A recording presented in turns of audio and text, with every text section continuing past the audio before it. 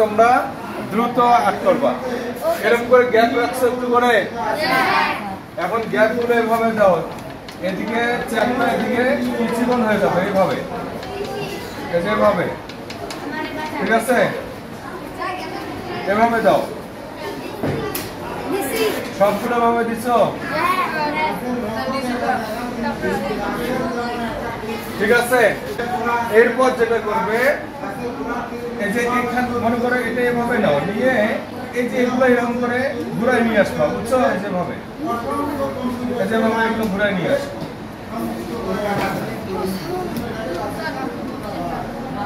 দেখো অনেক সহজ না? এভাবে নাও।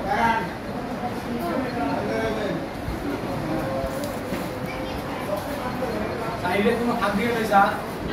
যে এখন কি করবে জানো? এই যে এটা আরেকটা এরকম করে নাও, এটা একদম গোল, এটা কোনো বাঁকা হবে না। দেখো একদম কাছাকাছি এভাবে গোল করে নাও। এই যে এটা এভাবে নাও। এটা এখানে একটা কাজ করো, এটা যে থার্ড ব্র্যাকেট মানে সেকেন্ড ব্র্যাকেট আমরা যেভাবে দেই, যেভাবে নিয়ে এটাকে এভাবে গোল করে নিয়ে এসে এই যে এটাকে এমন করে যুক্ত করো। এটা হলো ক্রস ডগ, ঠিক আছে? যেখানে এমন করে দাও, এটা এরকম করে আসবে, তারপর যে এটা এরকম করে এমন করে দাও।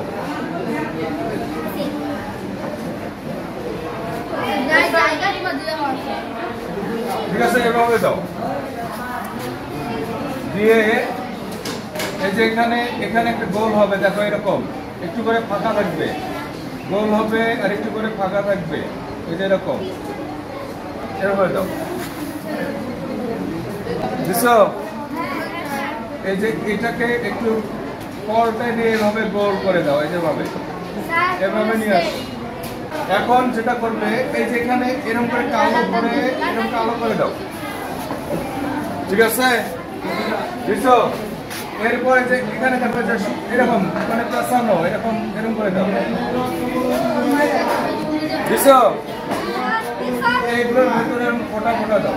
আমরা এই যে এখানে এইভাবে একটু গোল করে দেই, এবার গোল করে দাও, এখানে এভাবে গোল করে দাও, দিয়ে এই যে এর ভেতরে এরকম করে বাঁকা করে এরকম করে দাও।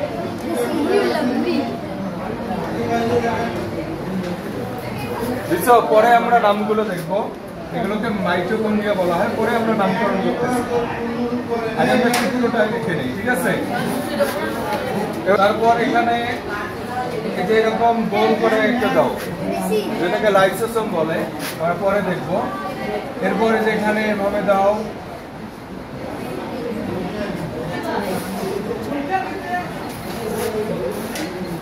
তারপর আবার একটু গোল করে দাও, এভাবে গোল করে দাও, এখানে এভাবে গোল করে দাও, দিয়ে এই যে এখানে প্লেটের মতো এরকম করে দাও, এই যে এরকম। এগুলোকে বলা হয় ক্লোরোপ্লাস্ট। এভাবে দেব, দিছো? এখন মোটামুটি আমাদের কাজ কি শেষ। এখন আমরা পুরোটা এরকম করে ফোটা দিই, এই যে এই বাইরে কোষ ঘরে এখানে ফোটা দেওয়া যাবে না, এটা ফাঁকা থাকবে। এটাই হইলো আমাদের একটা উদ্ভিদ কোষের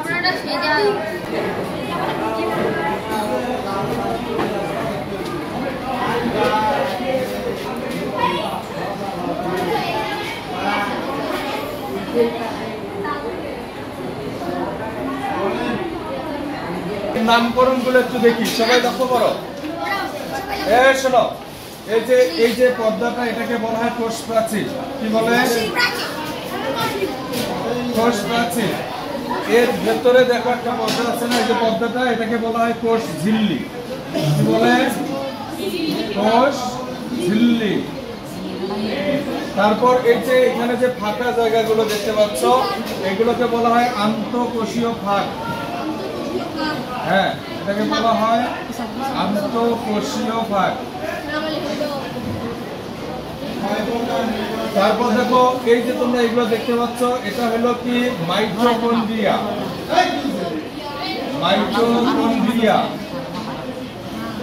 তারপর এই যে এখানে যে এগুলো দেখতে পাচ্ছ এগুলোর নাম হইল 15 প্লাস, কি নাম?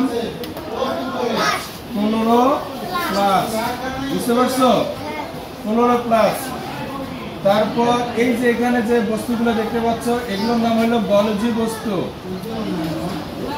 গলজি বস্তু। এই যে ফাঁকা জায়গাটা যে দেখতে পাচ্ছ এটাকে বলা হয় কোষ গহ্বর। কি বলে? কোষ গহ্বর, ঠিক আছে? তারপর দেখো এটা হলো কোষ গহ্বর। এখন এই যে এটা দেখতে পাচ্ছ এটাকে বলা হয় লাইসোসোম, লাইসোসোম, বুঝতে পারছো? তারপর আর কি আছে? এই যে আমাদের এই যেখানে আমরা দেখতে পাচ্ছি এই যে এটা, এগুলোকে বলা হয় এন্ডোপ্লাজমিক জালিকা। এর নাম হইল এন্ডোপ্লাজমিক জালিকা। এন্ডোপ্লাজমিক জালিকা, এখানে মসৃণ আছে, অমসৃণ আছে, তো আমরা শুধুমাত্র এন্ডোপ্লাজমিক জালিকা লিখলাম। এই যে দেখো এটা, এই যে পর্দাটা আছে না, এটাকে বলা হয় নিউক্লিয়ার মেমব্রেন। কি বলা হয়? এটা কিন্তু পুরোটাই একটা নিউক্লিয়াস, বুঝছো? নিউক্লিয়াসের যে পর্দা এটাকে বলা হয় নিউক্লিয়ার মেমব্রেন। কি বলে? Nuclear membrane.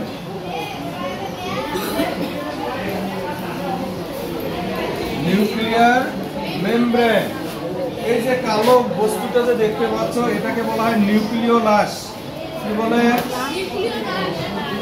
Nucleolus, nucleolus.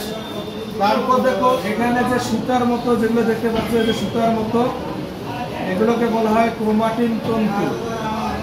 কি বলা হয়? ক্রোমাটিন তন্তু। তারপর এই যেখানে যে ফোটা ফোটা দেখতে পাচ্ছ নিউক্লিয়াসের ভেতরে, এগুলোকে বলা হয় নিউক্লিওপ্লাজম। যে ফোটা ফোটা গুলো, এগুলো হলো নিউক্লিওপ্লাজম, ঠিক আছে? এগুলো নিউক্লিওপ্লাজম, ঠিক আছে? এই যে ফোটা ফোটা এগুলো দেখতে পাচ্ছ এগুলোকে বলা হয় সাইটোপ্লাজম। কি বলা হয়? সাইটোপ্লাজম।